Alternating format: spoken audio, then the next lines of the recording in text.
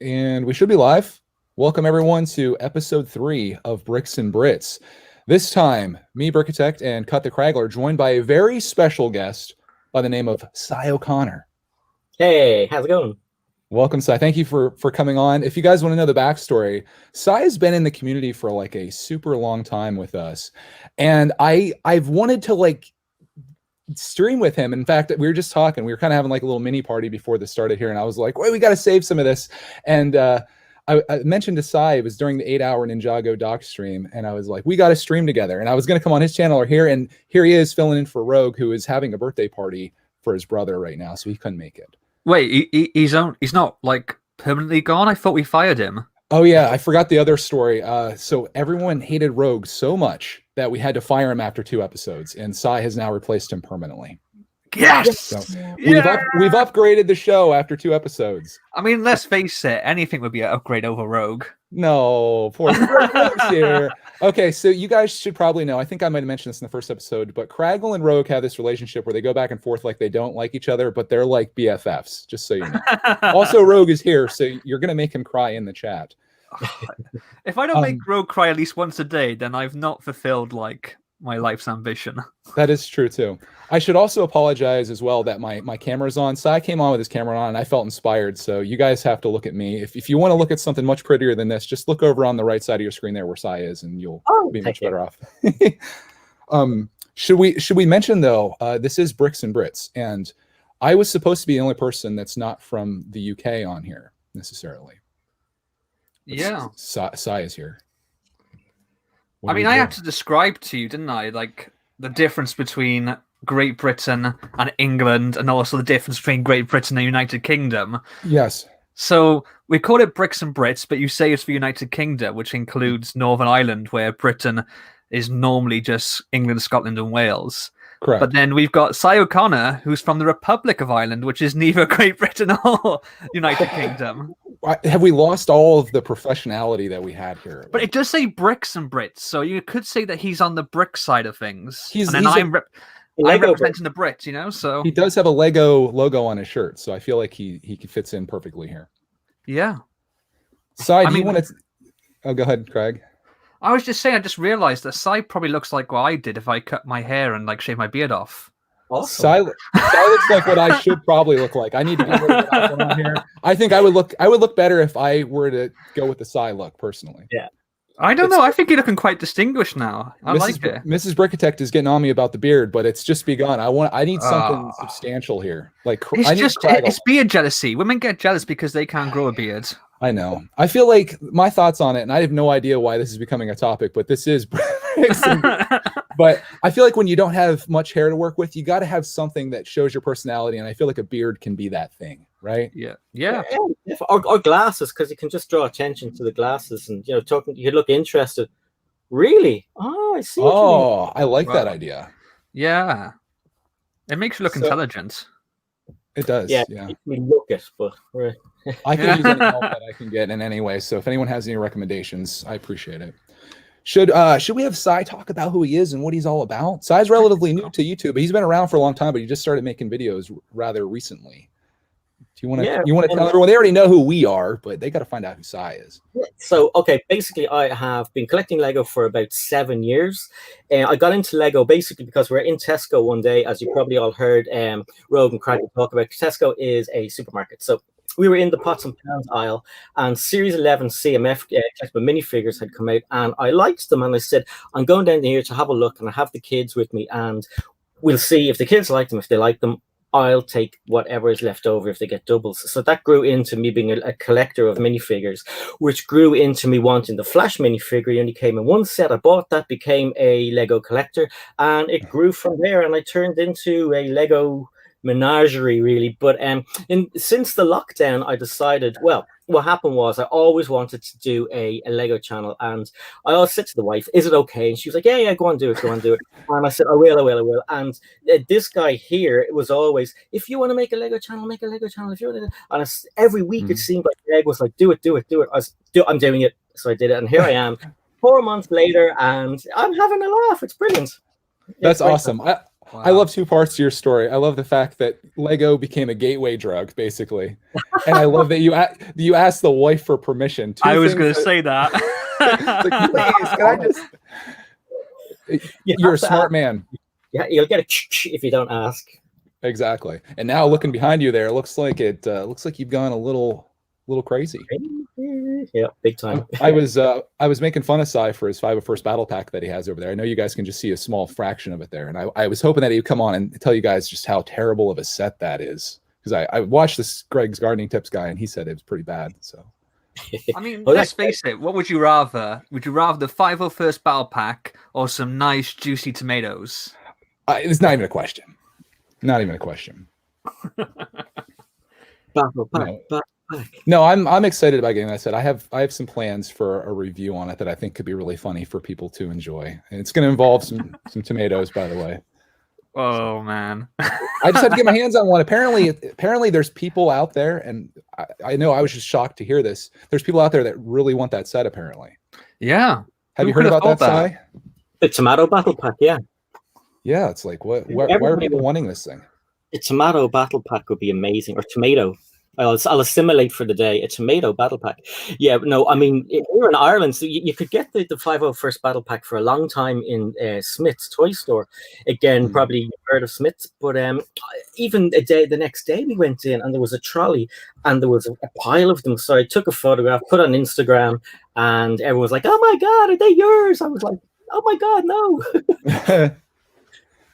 But yeah, I've only seen one in the flesh so far, and it was literally as we were walking into Smith's, a guy was walking out the last 2 boxes. Oh, yeah. Did you break his kneecaps and? No, I just pointed and went, "He got 2! He got 2! Get the mailman! Turbo Man! Yo soy Turbo Man." I brought snacks.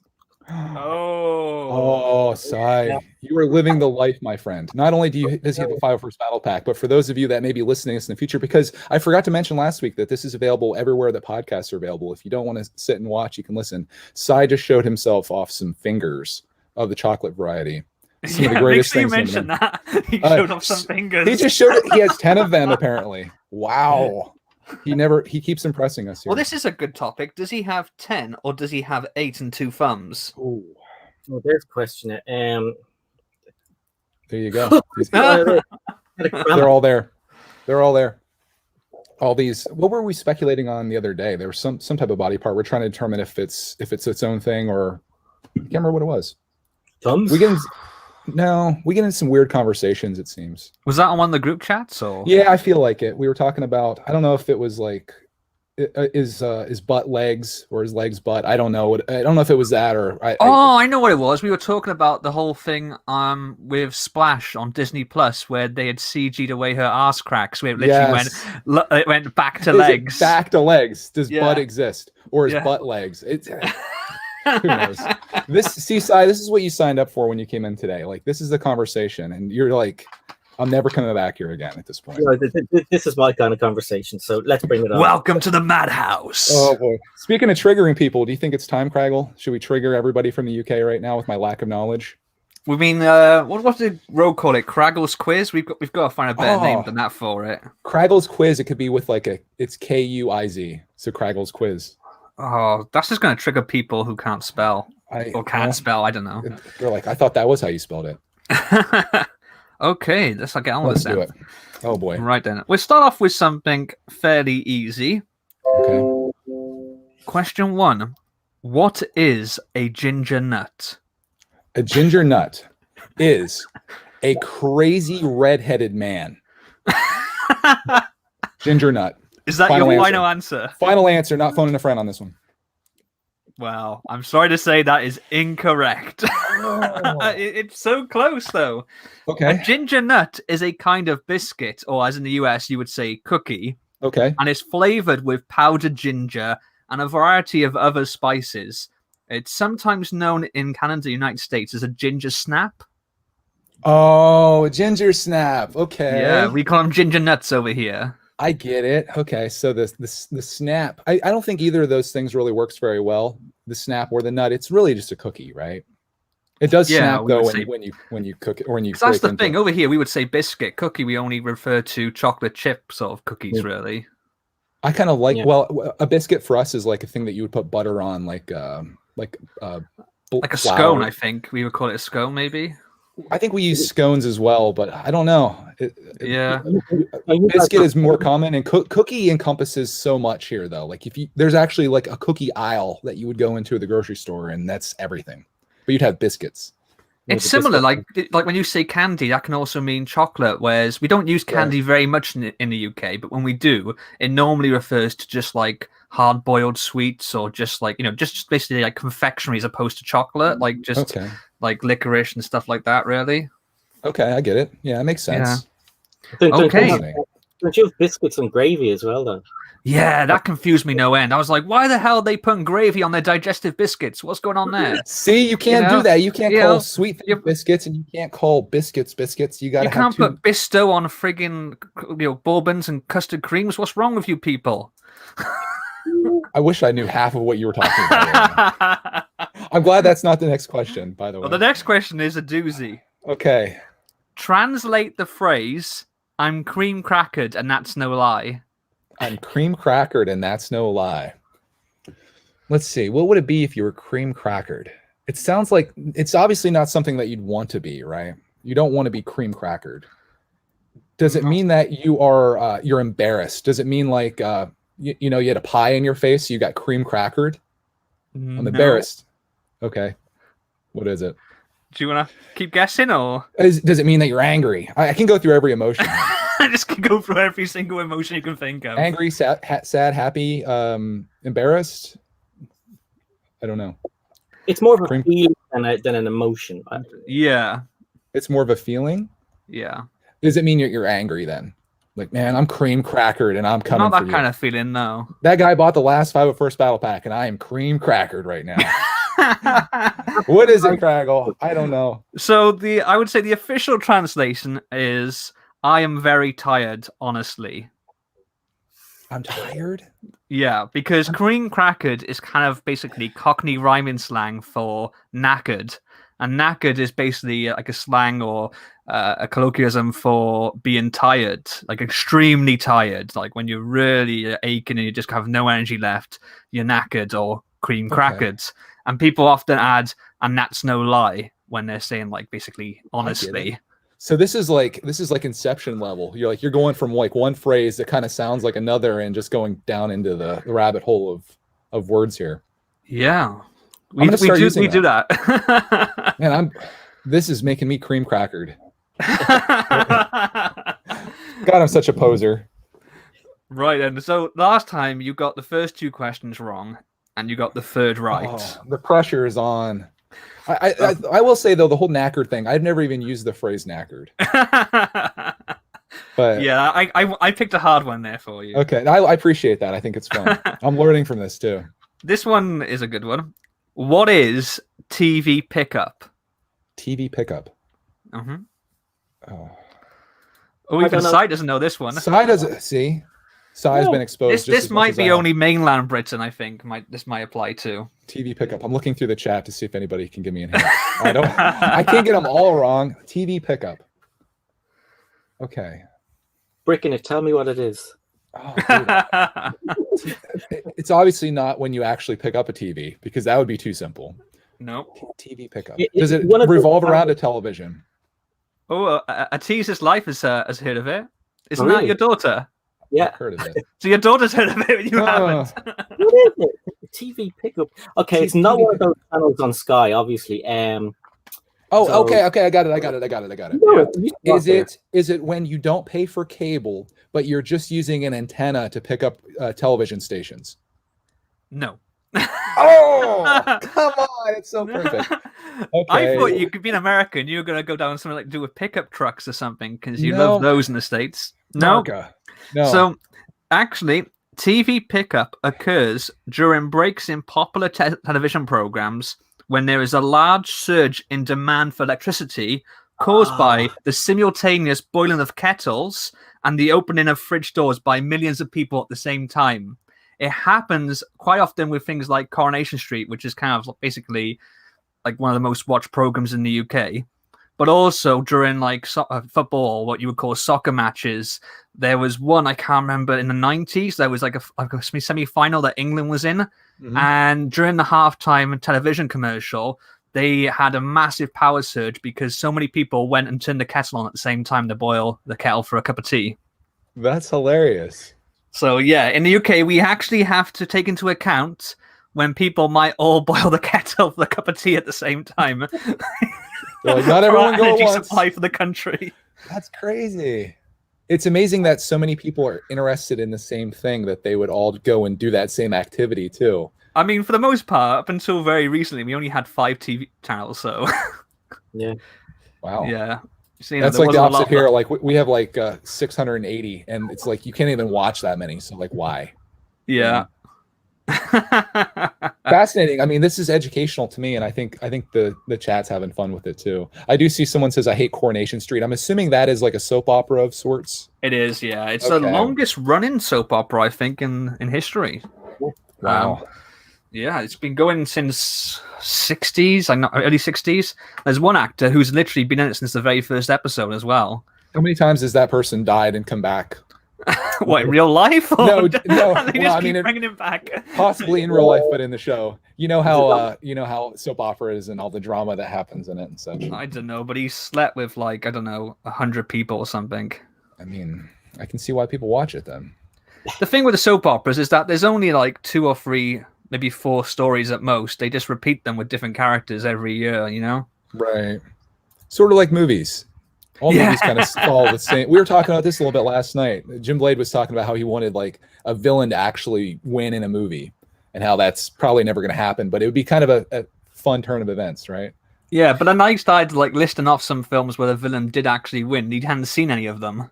Right. So it's always like the middle movie though. I mean, you can have movies where the bad guy wins. I mean, that's a good example too. But there's always some redemption at the end, right? Because people don't like leaving on a sour note. I don't know. There was no redemption in 7. Just Gwyneth Paltrow's head in the box. Are there any other examples? I got a few of them last night. The Dark Knight we said, but I think you said, well, the fact that there's a Dark Knight Rises, kind of yeah. They're saying Infinity War, of course. Yeah, I mean, but again, that's a middle. Most movie. Of the Saw films, I would say, he wins, doesn't he? So yeah, gets away with it, doesn't he? Really? Yeah. There you go. Villains do win sometimes. Is it Laura Biden Citizen? Does he win in that one as well? But that one's tough though because he's a bad guy, but he's kind of a good guy. Like when you're cheering for the bad guy, I don't know if that's necessarily a bad guy. Like this guy, if you guys don't know Law Abiding Citizen, the guy's family was murdered, and he goes on like a revenge, like rampage to get back at the people that did it. So you're kind of cheering for the guy because he's not really the bad guy, even though he is, he's doing bad things. Yeah, that's kind of fun movies when you're kind of cheering for the bad guy. Definitely, yeah. I mean, it's weird. I had a whole list of them last night, and now we're live on the stream, and I'm on the spot. I can't think of any more. It's why you can't talk about anything outside of the podcast or whatever. You just got to come on and be like, save it all for that. Yeah, we can't talk to each other anymore as friends. We have to save material for the podcast. We're done. What about Lego? Did anything happen in the Lego world this week? They've had a couple of things come out for the DC Fandom event. Do you know about DC Fandom? No. Okay, so basically, because of COVID, lots of like big comic conventions have been cancelled. Main one being San Diego Comic-Con, and there's been a few sort of virtual events. DC Comics have done their own one, or they're doing their own one this weekend for 24 hours, where they're going to have kind of like panels and like trailers and all information about upcoming DC movies, TV shows, and some of the video games and stuff as kind of like a virtual online convention. And they've announced a couple of Lego exclusives for that. The first one is, do you know like the Comic-Con exclusive minifigures in those blister packs? Sure. They've got one of Supergirl based on Supergirl, the television series. With that one, you have to enter a sweepstakes competition to be in a chance of winning one, which annoys a lot of people, including myself, because even though the tagline to DC Fandom is a global experience, you can only enter if you're inside United States or Canada. Yeah. Okay. So apparently the globe is just those 2 countries. Do you have to pay to enter, or can anyone enter? I think anyone can enter, but you're limited to like 1 entry per person, something like that. I'll enter for and- you, Kragle, if you want me to enter for you. Oh yes, please. Okay, I'll enter. And then you win, and you're like, I want $1,000 I'm like, for this figure. yes. No, I would be a man of my word. I'd give it to you. Oh, thank you, Greg. I don't have any luck though, so I probably wouldn't win. Get Clark to do it. I'm sure he's lucky. I'll have everyone in my family enter. The cat, the dog. The other one they've done is another sort of Lego, like, I guess it's like is it diorama or a vignette type build. They did one for a Comic-Con, I think, last year, and it was like Batman on the rooftops of Gotham, and it had no sort of exclusive pieces, but it came in this really nice sort of box, like a bit sort of like a portrait-shaped box. And they've done one for Wonder Woman, which is a recreation of an iconic comic cover. I think it's based on the very first appearance of Cheetah, which of course is going to be the upcoming villain in the new Wonder Woman 84 movie. Again, it doesn't look to be anything particularly exclusive except maybe a printed tile, but the box looks fantastic. And it looks like a really nice set, but I can see people just sort of finding the instructions online and making it themselves with what parts they have, you know? Yeah, that was the one that I actually ordered that this morning. Or did you? Or attempted to. Pre-ordered it. For Kragle. I got 2. We'll see what comes through. Someone tried to order it for me, and it failed. I wasn't overly impressed with the set, because when I found out that the 2 minifigs are from the DC CMF line, I was like, well, I already have those. And the set, there's nothing really about the set itself that is really like, oh wow, I gotta have that, outside of a tile that's on the front that says Wonder Woman, and I think it says 10 cents on it. Is that what it says? Yeah, it's basically like the information from the comic cover that it's based on. I'm thinking as though in the pictures it looks printed, but I know when they did one for Batman, I think it was last year, it was the 80th anniversary, that was actually a sticker. Oh, it was an exclusive sticker, but it was a sticker you had to put on there. So no, that's terrible. The box is really cool, though. I have to admit, when you said like it's all about the box, a question for you: when you get this, are you opening it up, or is it just gonna be a collector's piece? I think I'll open it up. I did that when I got the Star Wars Celebration one was it 2017? I went to Orlando, and that one had like nothing exclusive in it. It was just Luke and Han in like stormtrooper outfits and a bit of basically of the detention cell block corridor. But I still wanted to open it and like experience it anyway. And the good thing with these boxes, they're done like a premium product, so you can pretty much put it back away. And apart from the cut, the tabs on the side to seal it, it's like it's never been opened, you know? Yeah, that's good for sure. No punch tabs, that's for sure. Oh, those things. How do you feel about punch tab size? Is it something that you prefer? No, we I don't know if you remember a little while ago, we had a little bit of fun about why do you open on the left, etc., etc. And you revealed it obviously in the 100K, but I'm right-handed, so I always open from the right. So I pick up a box, say hidden side, and I open from the right all the time. Okay. But it's like when I pick up cereal, the picture is always kind of that way, but punch tabs, I always cut the glue, so I don't even rip the box. And if there's a punch tab, I don't use the punch tabs ever, never ever. Okay, because they're on the wrong side for you technically. Then what? They're kind of on the wrong side for you, because you opening everything from the right, you don't want to open a punch tab box because it's like, well, that's on the left and it's going to mess up my scheme. Yeah, exactly. Eventually, I understand why you open yours from the left, because Lego wants you to open them from that side. Technically, yes. Yeah. So, but I was always afraid if I use the knife and I come along to the punch tab will fall off and the boxes look weird. Yeah, but I think they're a stupid idea. I know I know kids aren't supposed to collect the boxes and it's done for them to open them easily, but they're horrible. It's weird, isn't it? Because Lego think that in Europe we can't open a box safely ourselves without punch tabs, but then they also think that Americans won't buy Lego sets unless they know how many pieces are in there. It's so weird. I was thinking the same thing, because I've gotten sets sent to us from Europe, and it's like even big sets have punch tabs. I'm like, why is this a thing? And then you can't see the piece count, which I kind of like the lack of piece count, because then you're not judging a set solely off that, which so many of us do. Yeah. I mean, I was really annoyed when I got the Boba Fett helmet set. You know, that's like almost put out like a premium product at 18 plus. You know, the slick, minimalistic black box art, and there's a punch tab on it. And I'm like, come on! I Just was like, punch right through really? that thing. I was just like Lego. I both love and despise you, Lego. If we couldn't complain about Lego, it would be that we didn't love it, right? Like you're always going to complain about everything. Yeah. But there's a lot more positives. In fact, I think Lego this year, they're just firing all cylinders. There's so much good stuff coming out. It's amazing. Like I'm in the middle of building the Nintendo right now, which is like right behind me here. Oh, I love that set so much. It's so good. I'm surprised they kept that secret for as long as they did. Considering the amount of leaks, even like the Harry Potter CMF Series 2, that was being sold before it was officially revealed, you know, in stores. Yeah. So with the NES, like that being kept secret until the official reveal, and it being so late in the day compared to like the other Mario sets, I'm astonished. It's like if they can do that with that set, why can't they do it with other sets?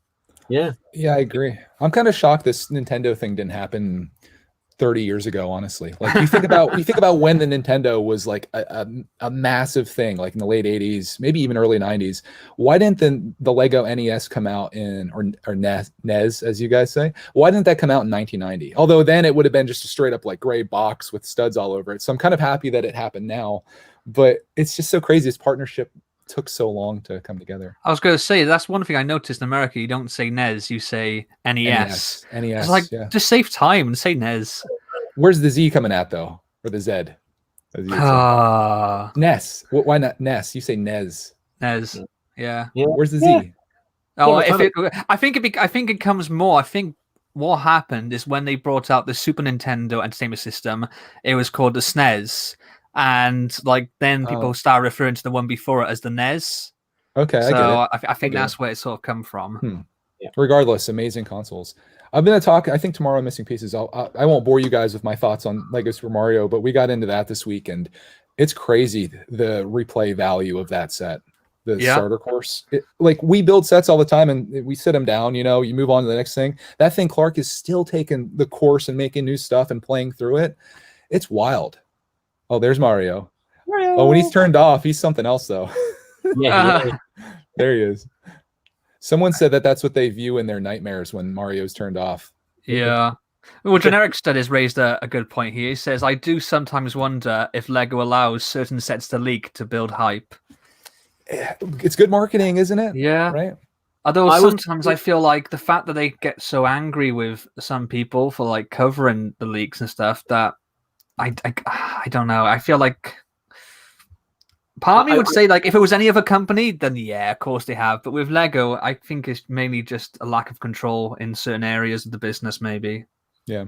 I was told that sometimes companies do purposely leak. It's part of their way of doing things.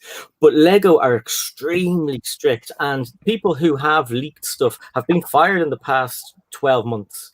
Just straight out, you're gone. That's it. Yeah. Well, I mean, it is like business secrets, and I understand like when they're dealing with partners like Nintendo, for example, they want that thing released on a certain day. If it comes out early, that's a problem for that company. Yeah. So I do get that, but it does build the hype. Like if anything, it's advertising, but maybe they want to be in control of that advertising as opposed to like random Joe 17 is like, here's the Instagram photos of the new Diagon Alley set. And it's like, well, that's not how we really wanted to reveal it. Right. Yeah. It's funny though, because I feel like what's happened is that it's where they manufacture. They've opened factories outside of Billund across like the world, and I think like the security on those is not as tight, and that's where they struggle because in Billund itself, it's so tight, the security. Like I think I mentioned before, there was a documentary a few years back when they were looking for a new designer. Is basically when I first saw Justin Ramsden, who designed the Stranger Things set and Welcome to Apocalypseburg, and they were showing basically the meeting of the people talking about development of the CMF series. I forget which one. It was the one that had the hot dog guy. Someone in the chat will be able to know which one that is. Somebody knows. And they were obviously people were filming it as a documentary, and they turned to the camera and said, "Do you want him to say that line again from a different angle?" And they were like, "Oh no, we're just observing you naturally." And they're like, "Well, we're not doing it naturally. We're just repeating what we did 2 months ago." Like I went, what? And they said like, oh yeah, you're not seeing an actual live meeting because we can't let you see our secrets. So what we're doing is we're reenacting the meeting that we had 2 months ago. And the documentary filmmakers were like, oh, right, okay. And then It's like, all well, that goes to fraud. show like how Lego is secretive. And then I remember walking around Billund on my last day there before we had to, basically get the plane home. And we walked around like the sort of Lego offices. And I got my camera because I saw some cool Lego sets like in the window that someone had at their desk. And they have these metal shutters over the window. And they lowered the shutters when they saw me with my camera to stop me taking photographs like inside the office in case there was anything in there that they were working on. I couldn't see. There was glare on the windows. My camera wasn't that good, but they took full precaution there. Yeah, it's a fortress. And they actually have like Lego security with the Lego logo on the cars, and they go around patrolling and everything. It's crazy. Please tell me their cars look like Lego City police cars, and they're dressed up like me. Can you imagine if they put a body on there and they're like driving around in real life size Lego cars? They get out wearing like the costumes and stuff. It'd be so awesome. Yeah, they all go around with like the Brickbuster mask that Ryan wears. It would literally make my day if I saw that. It's crazy. The other thing I think that's been revealed, I don't know how much you might know about this, but they've introduced now finally Braille bricks for people who are blind or have have eyesight impairments, so that they can build Lego and sort of basically learn Braille through play with Lego. That's really cool.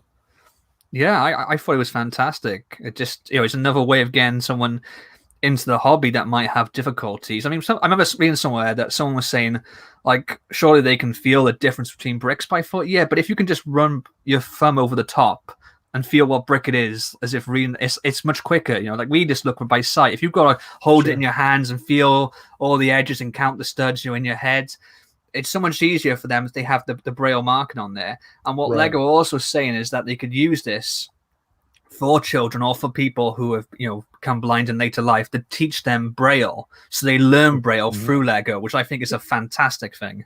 Yeah, you'd be way more motivated to do it when you're doing something fun. Are they also going to do the instruction manuals then as well, so you'd feel the manual to see like where you're putting the pieces to? Is that the way it would work? I'm not sure. I've only seen the different bricks so far. It was on their Instagram. They showed a short clip video on there about it. They announced it, I think, start of the year, but it was kind of like a low-key announcement that they were working, I think, with some charity or some blind people's association, and then they were gonna develop this basically. But yeah, I think anytime you can gamify education, I think really works well for kids. Like I remember back when I was in elementary school, we had the basic Mac computers or whatever there, and as not fun as math is, we had this game where you were trying to launch a rocket ship, and every time you got a math answer correct, you would then get closer to doing that, and that made it so much more fun than sitting in front of a classroom on a chalkboard and like learning these things. Absolutely. I think with those bricks, they actually have like A printed on the side, and there's printing on the side of those Braille bricks as well, which is pretty good. I mean, education, but to me, I collect Lego, so I'm a bit like bricks are. Some of the weird things I collect to do with Lego, you look at them and you go, what are you doing? Like, but these are collectible to me. I want them. I really want them. Right. Yeah, because it's different. Yeah. That's great in a sense, but then I can also see that being like potential backlash. I can imagine like if you did a video on there, people going like, why are you buying this? You're depriving someone who's blind of having a Lego set. That Lego set could go to someone who really needs it. Even though like Lego are probably going to produce, thousands of these, I don't think there's going to be a shortage, but I can see that being the kind of backlash that happens. There's always that guy. Yeah, me. Ooh. No, I'd say if they're on sale on Shop at Home, no one would really bother because they're for everyone. Then it's not just going to be a limited thing. If it was limited, I think it'd be just for school, like part of that education no banner that they have. But I think it'd be pretty cool. It'd probably be a boring video though. Check this out, Yeah. I'd be interested to see how it works. Like I'm hoping Lego will do some kind of like video where they break down exactly how it works and like what their kind of aims are for it. I'd like to learn more about it, definitely.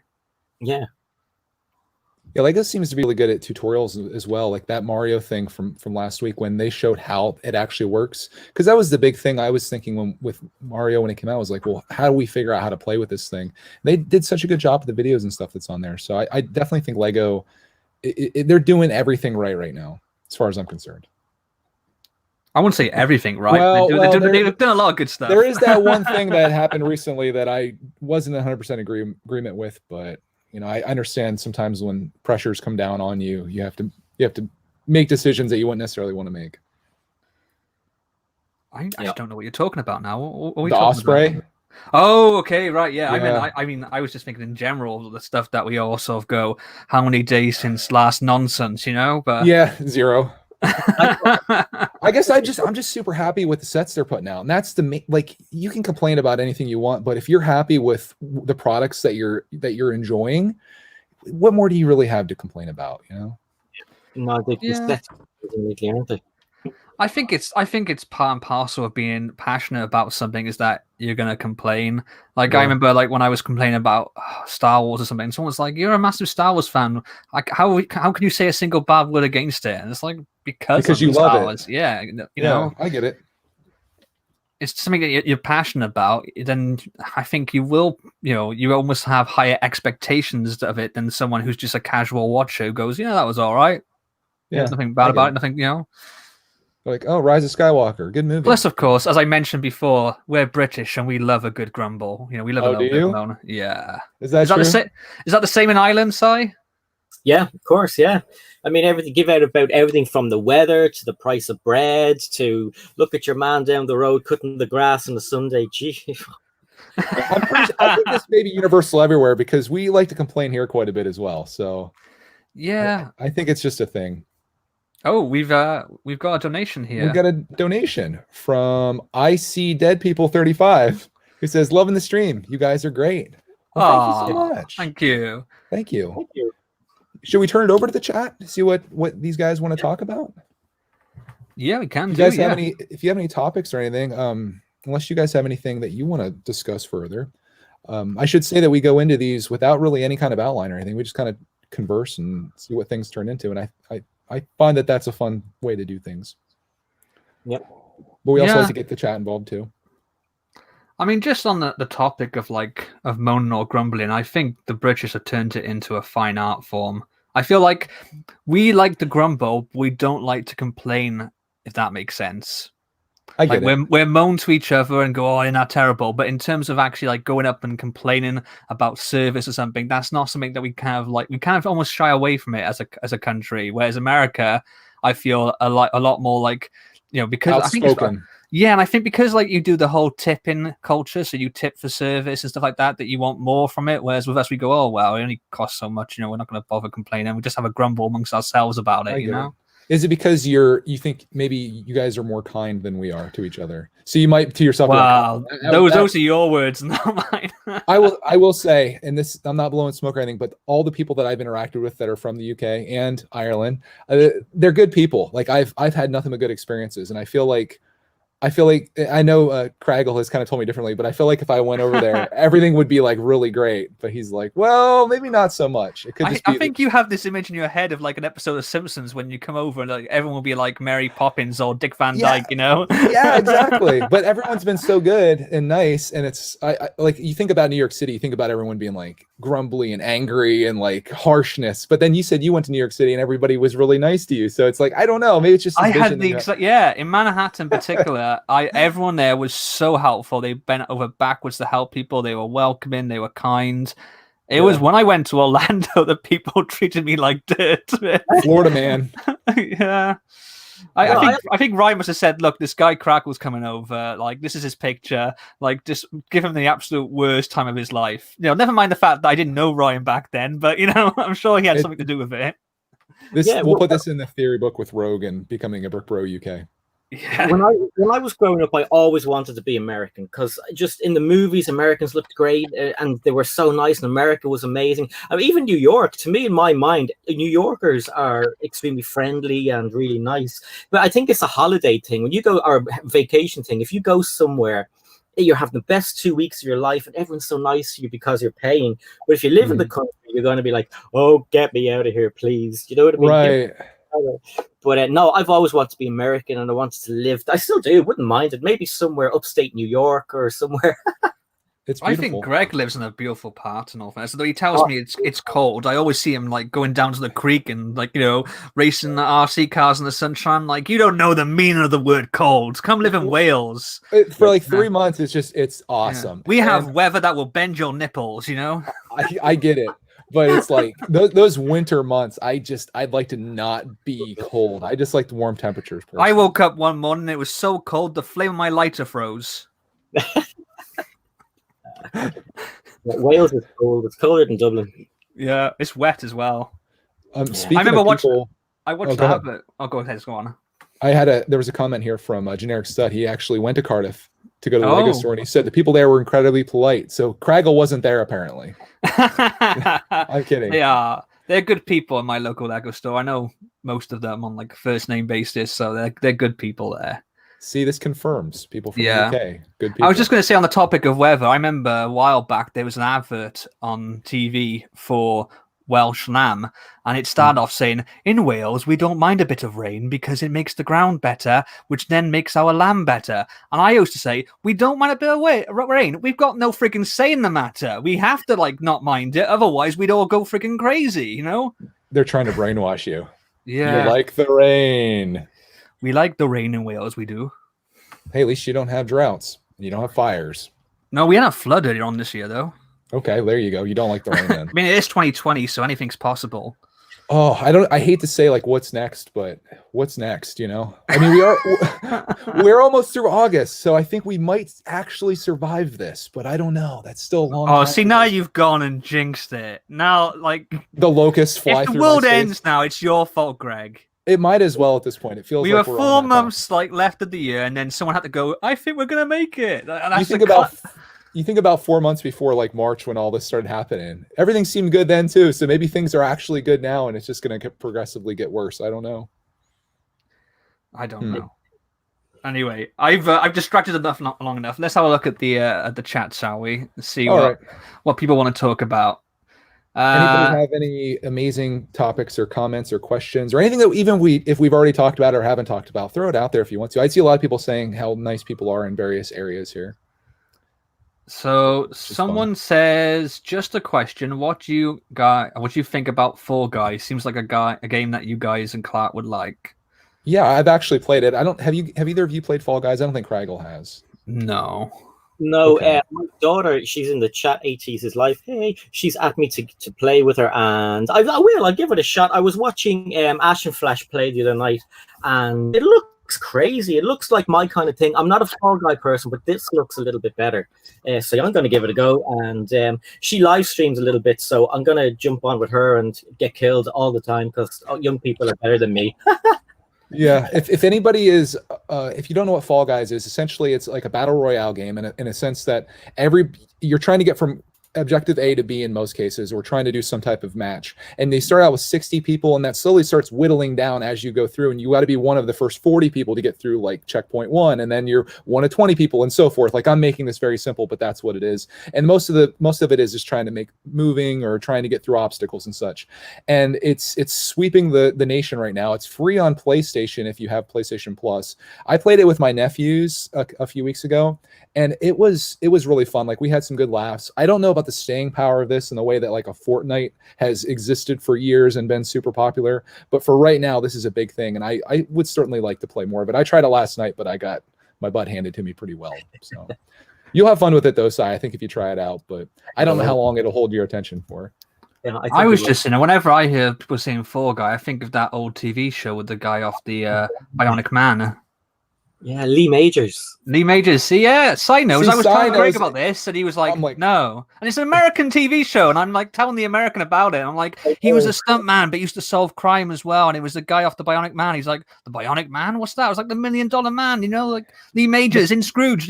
Greg's like, never heard of him. Don't know what you're talking about. I think I was doing a TV pickup at the time that was on, and I didn't. Were you cream cracking, and that's no lie? I was cream cracking, and that's no lie, when I was doing my PV pickup, and I just totally missed on this entire series, apparently. Oh, you ginger nut. I'm a ginger nut. This is so bad. What I was going to say about Fall Guys? There was one other thing I was going to say about it. Oh, I'm sorry. No, you didn't interrupt it at all. It was nothing. I should have said hold that thought. I'll hold that thought, because we just have a donation here from Life of Foresight, who says, great quality stream, guys. Keep it up. If you guys didn't know, that's Bricksy's other channel, which I actually been enjoying Life of Foresight's content, because he's getting into the RC realm, which he got a Traxxas RC, so I'm already into it. And I watched this video the other day, which is funny because I think his wife was filming him running his truck, and he hit her in the leg with the truck, and I was like, I know exactly how that feels to be on both ends of that, actually. And I commented that it's not an RC video until someone gets hit in the leg with one. Wait, when did you hit Cody with a truck? I've never hit her. It's Clark, man. We always go out together, and I'll be filming him. You know, he's driving his truck around, and all of a sudden, a truck that's going like 20 miles an hour hits you right in like your shin or like by your ankle. It's not fun, but it happens. See, that's the content I've subscribed for. I want to see Cody get hit with an RC truck because I just want to see her reaction. You want to see me get killed, basically. She would. Yeah. Yeah. I think she would just pick the RC car up and just destroy it in her hand, like with one swift move. You know, I've offered to get her own vehicle so she could go out and run with us. It's just not something she's interested in. I'm like, how can a person not be interested in running RC vehicles? It's like the most fun thing you can do, but that's just my opinion. Do you know, before like obviously me and you sort of properly met, Greg, I remember one of my favorite videos, I think it was on Greg's World, and it was when you had that little helicopter that got taken by the wind, and it got like stuck in a tree like about a mile away on the other side of the road. It's still up there to this day. The best part of that was when you moved the camera over to Clark and you said like, we can't get it down, and he went, oh no, and he went, I think I have to tell Mum about this. I was crying so much. I was like, oh, like that's the point where you go, well, no, you don't have to, because we can go to McDonald's or we can go and get like a Happy Meal. It was that was, I mean, it made for a good video, but that sucked because I literally bought this brand new helicopter. It was like $60 or $70, started taking it off. Everything seemed to be under control, and then it slowly started drifting away. And the more I tried to do to get it back, the worse things got until it was up above the tree line, and then eventually was just in a tree in like the neighbor's house all the way across the way. And that was it. I should have just left the controller at their front door and been like, if this thing ever comes down, you got an RC helicopter. But yeah. I've a son as well, and I'd love it. You got me on this thing now. Think about RC trucks and Nullig and us going out and going up the rocks, and it's so tempting. What have you done to me?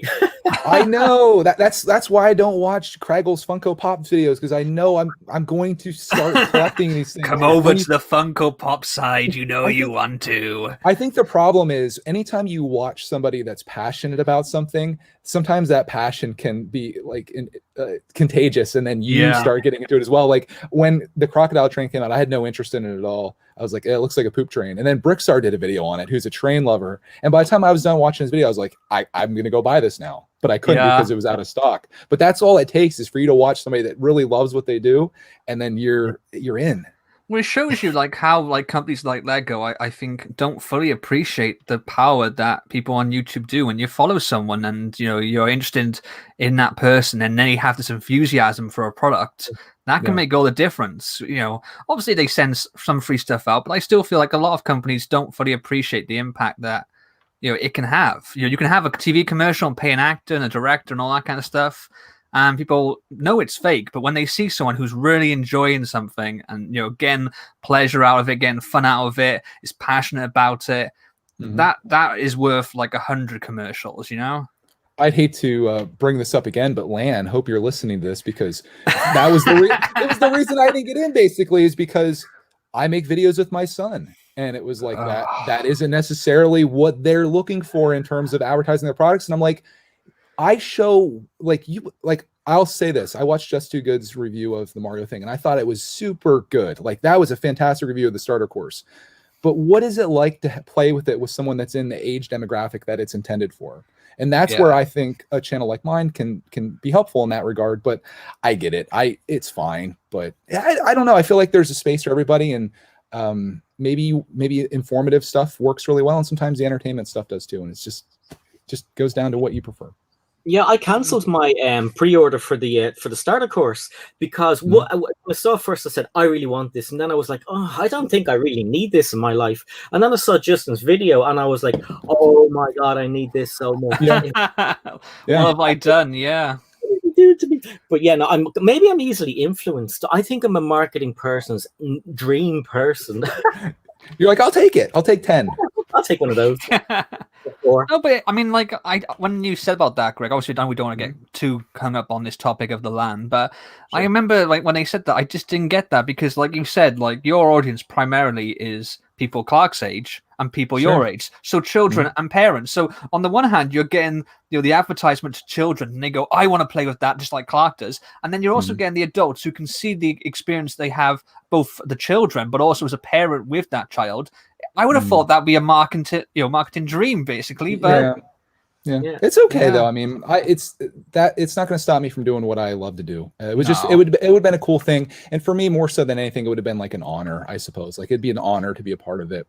And it's a bit of a letdown, just like anyone. Like you obviously applied Kragle, and that you were let down, and Brickstar was let down, and I think especially with Brickstar, for him, the recognition I think would have been the coolest thing. And if anybody, like I would have given my spot up if they gave it to me, I would give it up for Brickstar because he deserves it more than anyone that I know. I mean, what got me was that I applied just to have the experience of what it was like to apply and to get some feedback, so I could have like something to aim for, something to shoot for. Get that feedback, because they said that we always give feedback if you're not successful. And the feedback I got was just so cookie cutter, so vague, and ambiguous to the point of being just vacant. They said nothing basically. They said so many words, but nothing of substance. So I was like, okay, well, Yeah. What can you do? I'm in the exact same position I was before I applied. I've lost nothing. I've gained nothing. Sure. And it doesn't stop you from enjoying this hobby or making the videos you want to make. Exactly. So it's cool. Exactly. Yeah. So looking into the chat, we've also got some other comments on here. Ooh, Sai's getting into the fingers. He's making me jealous here too. Oh, I know.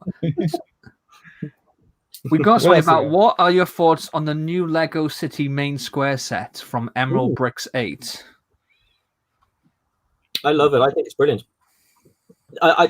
Okay, you can say it's really expensive, it's over expensive, but I saw this picture that New Elementary had, and they had it spread out like a town square, and I thought that's really good. But lately I'm thinking to myself, is this of value to me? And that's why I look at Lego and other things lately.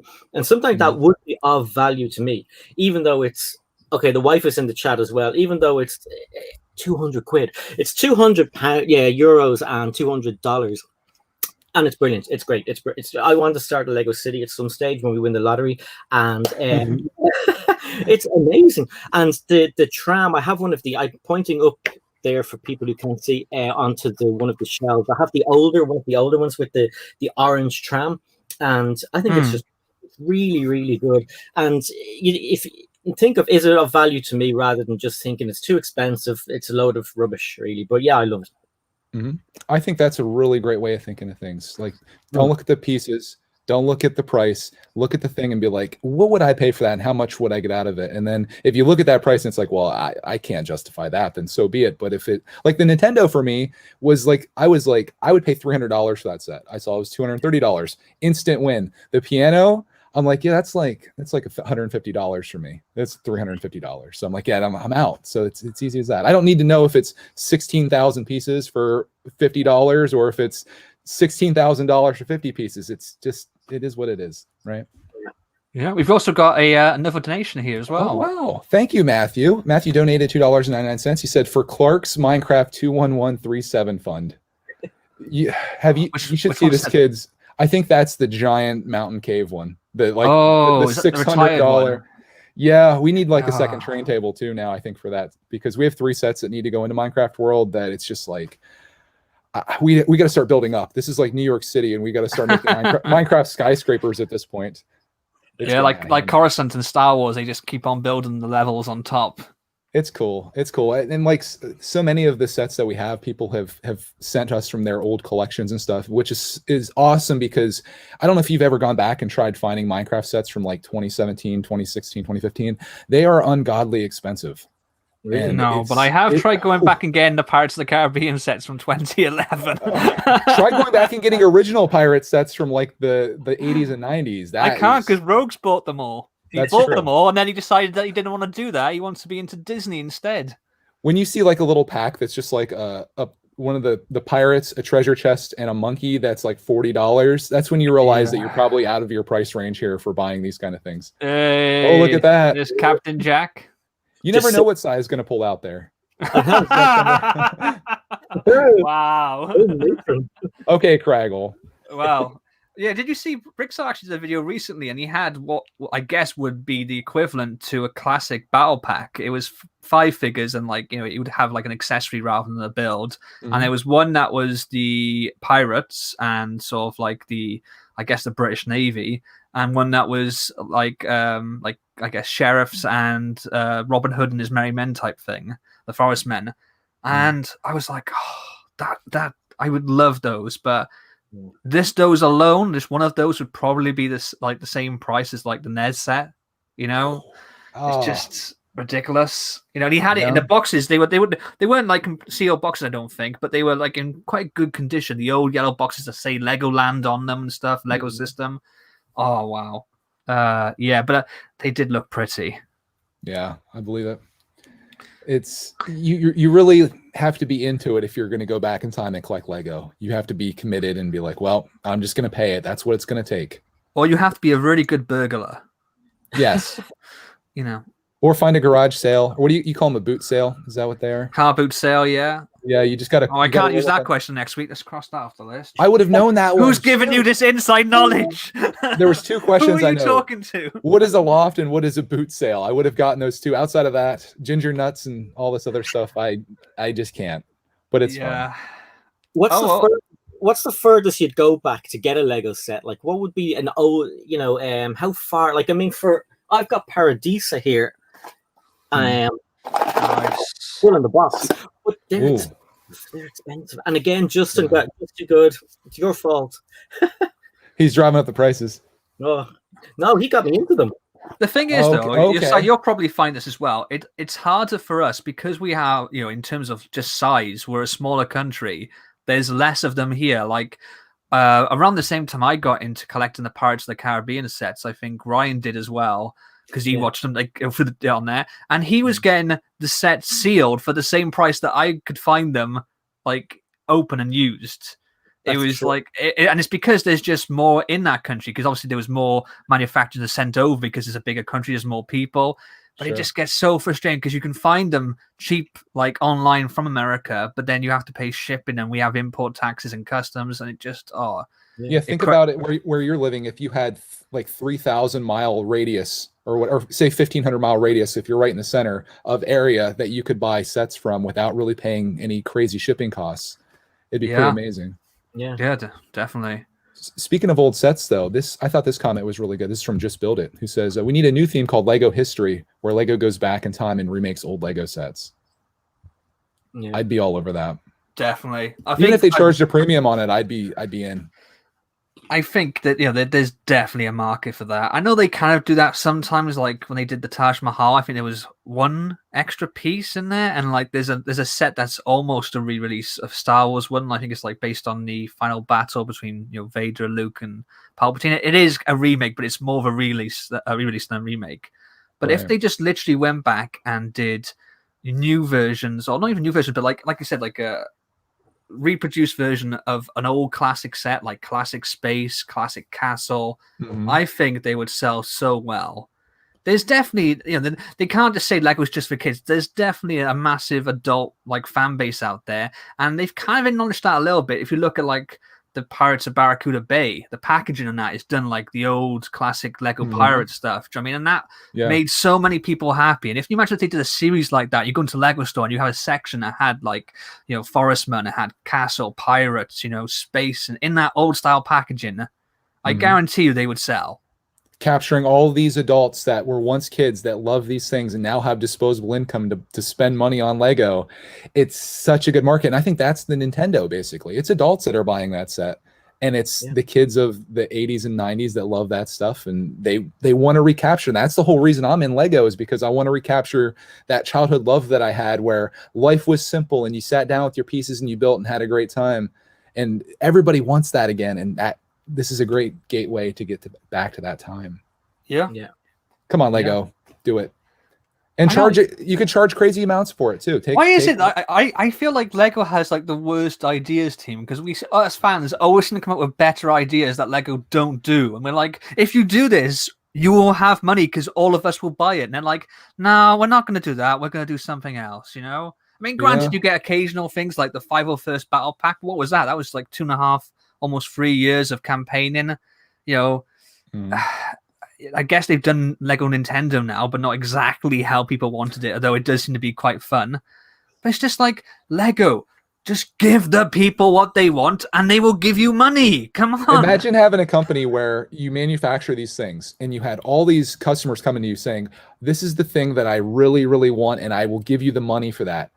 That would be such a great position to be in, wouldn't it? You'd be like, okay, you want to pay me for this thing that I can easily make. Deal, let's do it. Yeah, I mean, like that stuff, like by re-releasing old Lego themes like Castle, Pirate, Space, there's no license fees. There's not even like a case of, they can't get the license. They own all that stuff. It's theirs. It's in a house. You already have the molds and all this stuff that you need, most likely, I would assume. Like, just do it. Anyways, maybe our feelings on this aren't the feelings that the majority of the Lego audience would feel. Like, say the average 10-year-old, they wouldn't have an interest in these things, right? They want a Lego City helicopter. Because look at how I think they just love Lego in general. You look at how much Lego that you've put in front of Clark, and you're going, he's going to have no interest in this. And he goes, it's the best set ever, you know? When I saw that Mario thing, that's the way I felt. I was like, okay, this is kind of weird. But then seeing play that, I'm like, okay, this is a hit. Yeah. You know? I feel, you know, and look at when I think we were on a private call and you showed me like basically one of these like totes that you had with all your old toys in there, stuff that you think that would be too old and dated for Clark. He jumped straight in there and he was pulling out toys and wanting to play with them. I'm like, can I have this? You know, I think that people underestimate just like how much kids can enjoy toys from all eras. You know, sure, timeless Lego especially. Yeah. It got me thinking. I was talking about how Lego's doing everything right, and then we sit here and we spend half of it. We spend the next half of it talking about how the land messed up and how they're failing at this and that. I'm like, okay, maybe I was wrong. No, this is a British podcast. Because are we grumbling or are we complaining though? We have to figure that out. Well, we're not actually we're not going up to them and complaining to them, are we? We're just kind of like, you know. In a private, I guess it's a live stream, but we're not, you know, going up on knocking on Lego's door and going, excuse me, sir, I wish to register a complaint. I mean, we could. I can think of better ways, you know. Yeah. But no, this is the British way. Like, we moan all winter. When's it going to be summer? It comes summer. We're like, oh, go away. It's too hot. Go away. Yeah. Graphic Brick said if they were to bring back an old Lego theme, it would most likely be a one-off adult collector's item that would cost an arm and a leg, which I'd be okay with that. Like, if just take, I don't know, take the most successful space set. Say it was a $50 set at the time. Put it out for $150 right now and see what happens. People would buy it. Yeah. Or whatever. Yeah. I mean, I honestly, for a second, I thought GB then his logo was for Great Britain, and I realized it was Graphic Bricks, and I was disappointed. He's from the UK though. Is he? Oh, okay, then I'll let that pass. Yeah, he gets a pass from you. Yeah, everyone gets one. I think if Upside Down Brick also confirms. Upside Down Brick was just confirming that kids don't care if it's a remake from the '90s; they just want Lego, which is what Kragle was saying there. Yeah. What were you saying, Si? I think you made a good point. If they brought out, like, I know everyone says it won't happen, but there was a very old space set that had a monorail. And I think that's what everybody wants. So if they came along and remade one of those, it would be snapped up within like days, and it'd be out of production or be like, on a backlog for a long time. But something like that is a genius set to make. Do you know what? It's really funny that you've mentioned that, because I recently did a video, a bit of a shameless self-promotion here. Top 10 Lego ideas projects you should be supporting. And on there's one which is basically, it's based on a theme that never was. It was designed by the guy who created the minifigure, who actually came up with the concept, you know, design of the minifigure and all the proportions and stuff. And it never got made. And it was called Seatron. And it's basically like an underwater version of classic Lego Space. And the reason why they scrapped development is because it was going to be heavily monorail based. And the previous Lego Space monorail, Futron, didn't sell very well. Wow. But you know, but now it's one of the cult sets. It's one of the most sought after classic Lego sets. People are crying out for it. You know, it was almost ahead of its time. So yeah, if you've got a chance, go over to my channel. Greg hasn't linked it in the description below, but you can search it for CutTheKragle. It should be, is it not? Okay, I got to link both these guys actually. I'm sorry, Si. I failed miserably. I'd ask, like, you know, for an increased fee, Si. I would. I'll double your pay, Si. You know what? Triple it. I promise I will I'm gonna have links for both these when we wrap the show up here, and I'll feature this on the Brickitect community tab in case anyone hasn't watched it, and I'll link Cy there as well, and Kragle too, I guess. Aww. Even though he doesn't deserve it, but I don't deserve it. Yeah, don't go watch my videos. I'm a terrible person. no, actually very good. And Cy's just getting into it, and I think we all know how hard it is to grow a channel. Even if you don't have a channel, you can probably imagine. So you guys need to go over and show Cy some love on his channel as well. Thank you. Yeah, these are just good peeps. That's what I told you guys, even though Cy isn't from the UK. It's funny because we were talking just before like this started. Like we were saying, like, have me and Cy like spoke before? And I was like, not voice to voice, but I remember you were commenting on like a few of my videos before, and I think when I was in the stream, you were on the chat and vice versa. And for the longest time, I thought that you were like some sort of teenager or guy in his 20s. And it's because your old logo was a picture of Jack from Lego Inside. I remember that. know that's a separate character, not a sig fig. It's just that I associated you with that kind of image of a guy in a hoodie, like in his young age. When we go to the Smith, we go to the toy shop, my son, Nullik, he's always points to the hidden side. That's you. I'm like, no, that's not me. It's yeah, no, a wife, 2 kids, and yeah, no. Cy, we should do the Lego Dads thing together. I was talking about Lego. Yes. I was talking about doing the Lego Dads, and then the moms were like, "Well, what about the moms?" I want to do a thing where it's just like Lego Dads and moms get together and we talk about what it's like to have kids that do Lego and all this stuff. I don't know. I feel like I'm probably overcommitting to a lot of things here, but I just love like this form of communication, and it's just cool to, especially doing this live, because people can kind of tune in and just talk about whatever is on their mind too. I think it's just fun. Yeah. And again, I appreciate you coming in today and filling in for Rogue. We'll have to have a fan vote. We'll go with the majority whether Cy should permanently replace Rogue. No. I'm kidding. I mean, I'll take anyone over Rogue. No, guy. but we would definitely love to have you back, Cy, as a guest, if you don't mind joining us sometime in the future too. I'd love that. Yeah, we loved having you. Yeah, and Kragle, we are looking for a replacement for Kragle, though, in all honesty. So if anybody would like to apply, all you have to do is leave a comment on this video when it's up, and we'll pick someone at random to come in. You just have to be from the UK or Ireland. Please don't. This is all I have in life. I'm kidding. Don't take this away from me. We won't. We had fun. We had fun with this week. I appreciate everybody that commented in here, and of course, Cy and Kragle for joining me, and Rogue for not being here. I'm kidding. And everyone that donated. Should we tell people very quickly why he's not here though?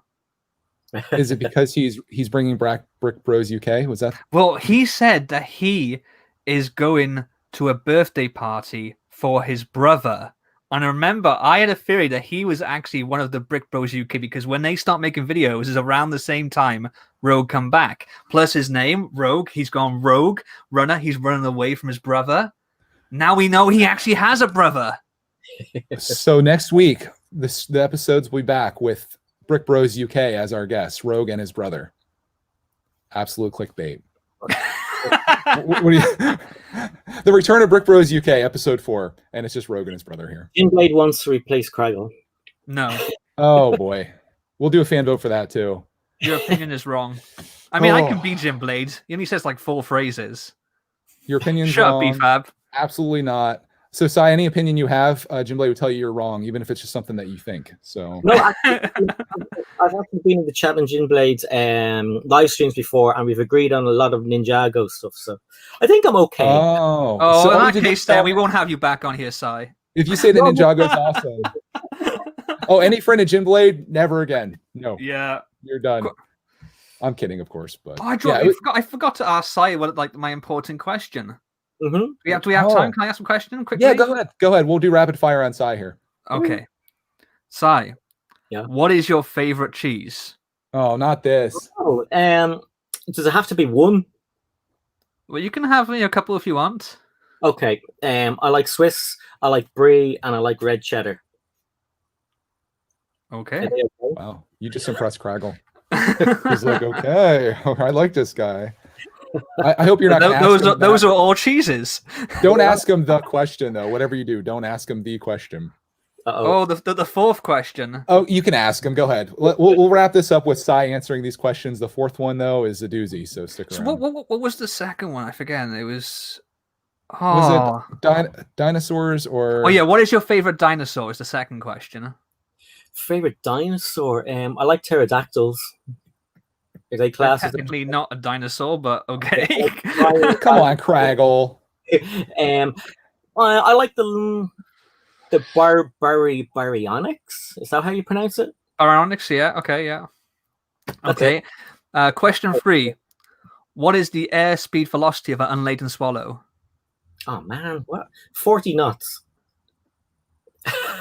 Wow. I thought you being so close to UK would have got that reference. Oh, okay.